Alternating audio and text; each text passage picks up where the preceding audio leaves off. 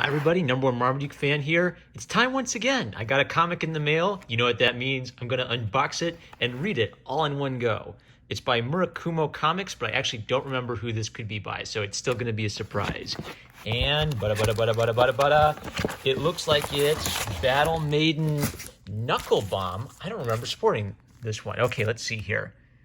Murakumo Comics C2 supplement. So I'm guessing an art book and a signed edition of issue 2. All right, 3, 2, 1, go.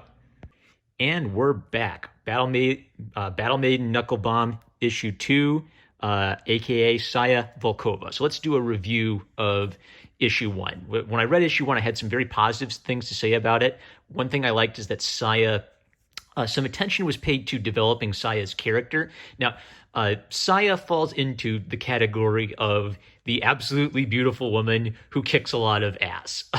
I would say Common America kind of falls into the same category, probably Battle Angel, Alita, things like that. So I thought to explain my point, I actually have to give up one of the top secrets of all men. I'm probably gonna, if they ever dox me and hunt me down, they're gonna take my man card away for revealing this secret to the women of the world. So you ready, girls? I'm gonna explain something to you that's gonna awaken for you how men think. So you've probably seen men debating on the internet whether they're a boob guy or a butt guy. You've probably seen men debating on the internet what their type of girl is. The dirty secret is that men don't have a type. Women themselves are straight men's type. Now, of course, that means you could look at the layout.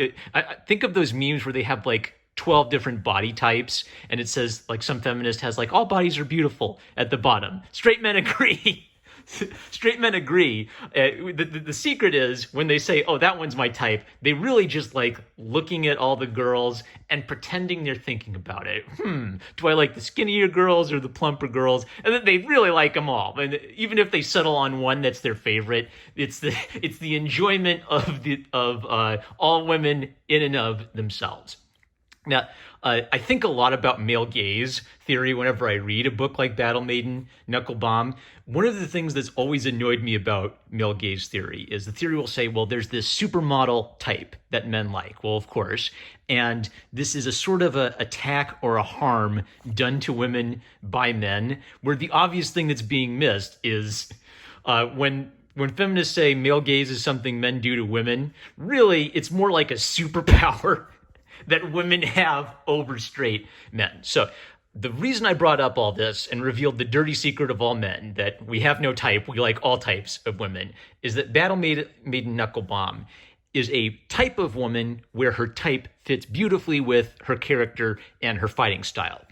And the only way you could make a character like this is if you appreciate women enough to study them with a scholarly interest. So like point number 1 is that she has like these really thick thighs. She's got like, when she takes her shirt off, she's got really strong shoulders. Her fighting style is physical and involves punches and kicks. So she's got to look super strong, right? She also has explosive punches, right? So the superpower fits nicely with the fighting style she's actually evoking. So it's not just like, oh, she spits fire out of her hands. Well, that doesn't fit with anything. Her superpower fits with the overall feel of the character. She's a nerdy girl who dreamed of becoming a professional wrestler. Okay, so that's kind of cool because now there's a contrast. There's an explanation for why she's intelligent. She has this unfulfilled strange dream that her parents probably aren't fully supportive of, but she wants to do kind of like this manly, intense sort of thing of being a professional wrestler. She's also had a background in serious martial arts, and she thinks about her background in martial arts when she's fighting for her life. You know, there's a lot of emphasis on focus, a lot of emphasis on disciplining yourself and staying aware in the moment while you're in the middle of the fight. That's great stuff. So the second element is when she gets her superpowers, it's by accident. It's because she's kidnapped by an evil organization and she has to like convince her uncle to do the right thing and let her go from the evil organization. So even though she wanted to be a professional wrestler and she was a martial artist, she has been turned into this sort of freakishly strong superwoman. Now, let's think about this. If she was a skinny little, kind of like the hourglass figure girl, 32, 20, 32, that wouldn't quite fit visually with her style of fighting. Chun-Li from Street Fighter has these massive, powerful, muscular thighs, and Chun-Li's fighting style is all about kicks, right? So it's sort of like the design of Chun-Li's body fits with the way Chun-Li likes to fight. Battle Maiden Knuckle Bomb, thick thighs, thick shoulders, strong muscular arms, punching and kicking fighting style. It fits beautifully.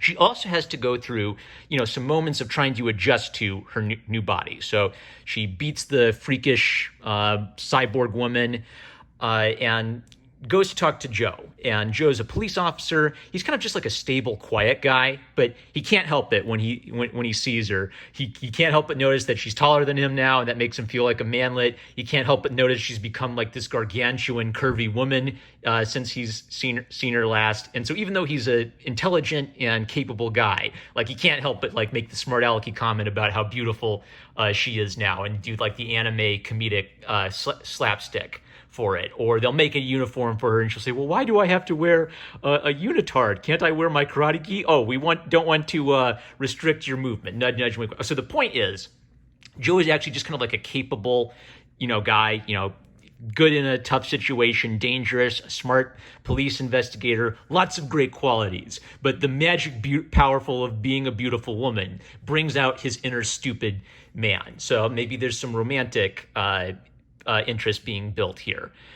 Meanwhile, one of the things that I think Kyung-Lee is doing well is he's introducing a wider cast of characters gradually. So we meet some kids, and the little boy has a sister who has asthma. That means he kind of has to babysit her and look out for her. So he's kind of being mean about that because it's no fun having to watch my silly little sister all the time. And Joe basically just gives him some advice that your sister loves you and she doesn't want you to hate her. So maybe you should look at it more as not she's holding you back. You should look at it more as you're doing something that's noble for your little sister, right? So I really appreciate how some of the secondary characters, we're taking some time to build them up and get a feel for the broader universe. And Russian name, Saya.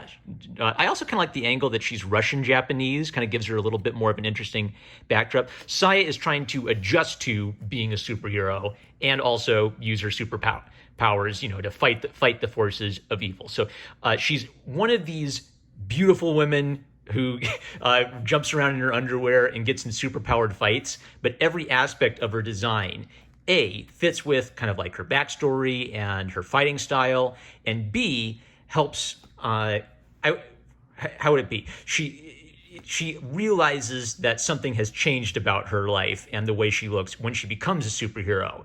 And it's not that she's unhappy about that, it's just that it requires some adjustment. So that all of that is really working. I think I had a criticism in issue 1 where I thought there was a lot of talking and a lot of buildup, and I wasn't quite sure where it's going.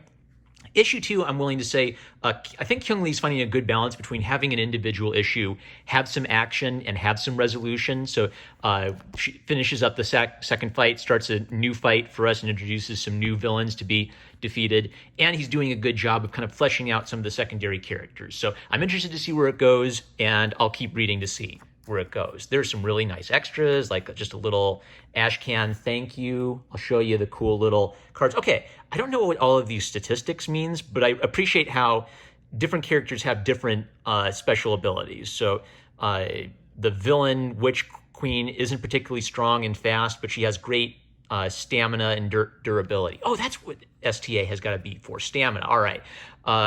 Saya, let me find her card. Saya has tremendous strength and dexterity, but she's not necessarily the fastest because she has to do like physical punches and kicks. So that's a really nice little addition. 2 little pinup posters by, let me get the artist's name, Orange Sakai. Haven't heard of that artist, right? But you can see how every little addition is, this is a book that understands what the core appeal is. The core appeal is a beautiful woman, and then the story serves that core appeal. So it's not just her showing off her butt all the time. There is a nice human element to it. C2 supplement is just like some nice commentary and sketches and kind of backstory on Kyung-Lee's work. I really appreciate this kind of stuff, and he organized it very nicely. The book itself is very nice and has some, gorgeous extra illustrations. There's just like a lot of care to designing a sweet book. Guys is an older comic, read right to left, and I'm starting to pick, this is one of those things where it's a mini little story that was his first published comic, and I'm picking up a pattern. Guys is about a model whose mom is a judo martial artist and whose dad's a professional wrestler, and she dreams of becoming a professional wrestler. And there's like a fan service element to that, where it's like beautiful women kicking each other's butts in the ring. But there's also a human element where there's a difference between judo and professional wrestling. And just because you're a good martial artist doesn't necessarily mean you have what it takes to be a good professional wrestler. So that was interesting to me. Like, I'm not a big professional wrestling guy, but Krung clearly loves professional wrestling, and even kind of like almost like the politics of what it takes to become a good professional wrestler. He makes it interesting even if you're not a big professional wrestling guy. And there's some like commentary about how, it's a weird dream to have. Not many people have the dream of becoming a professional wrestler. So it means that you have to pursue it, and you actually have to care about excellence, and you kind of have to put aside the judgment of other people who don't think that's a good dream for you to have. So I don't know if Guys is going to get her own comic or more comics like that, but it was just interesting sort of seeing, I don't know, like when you see another story by the same artist, it's sort of like you can pick up, oh, I get it. He really likes that kind of stuff. So he likes professional wrestling in that mini comic. He likes professional wrestling in Maiden, Knuckle Bomb. Lots of great character info. There's clearly a lot of thought been put into the cast and the powers of this. So if you love Shonen Jump battle manga and you want to read, I'm not sure. I'm not sure what Kyung Lee's national origin is, but he is very authentically capturing what he loves about Shonen Jump battle manga and beautiful female fighting protagonists, and really giving his own spin on it. So the sort of American professional wrestling thing gives it a different kind of spin that I haven't seen in native Japanese manga. So the price point, $25, pretty hefty price point, but you're getting about 48 pages worth of comic, an extra book, and lots of little extras. I feel like that the love and attention and the quality of his art justifies this higher price point purchase. So I'd definitely recommend checking out Battle Maiden Knuckle Bomb. I'm sorry, men of the world. I gave away our secret, the things I'll do for YouTube. With that, I'm number one Marmaduke fan. Love you guys. Catch you later.